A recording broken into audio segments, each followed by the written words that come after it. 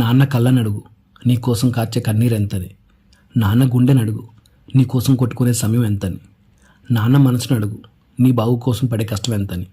చివరిగా నాన్నను అడుగు, నీ కోసం నువ్వు గడిపే సమయం ఎంత అని.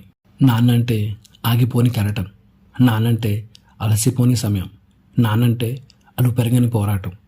అలాంటి నాన్న కోసం, నాన్న గొప్పతనం కోసం ఊహించి కథల రూపంలో మనకు అందించిన ఈ పుస్తకం నాన్న అలు పెరగని ప్రయాణం. ఇందులో మొత్తం 3 కథలున్నాయి.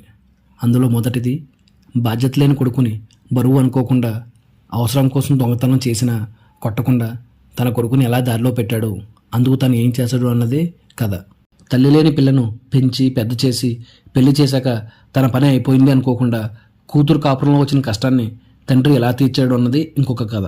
కూతురికి పిల్లలు లేరని తల్లి సైతం అవమానిస్తున్న కూతురికి అండగా నిలబడిన తండ్రి కథ ఇంకొకటి.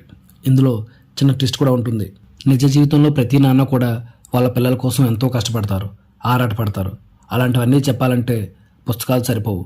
కాబట్టి సింపుల్గా నాన్న ప్రేమను కథల రూపంలో చెప్పిన ఈ పుస్తకాన్ని కంపల్సరీగా మనం చదివి తీరాల్సిందే.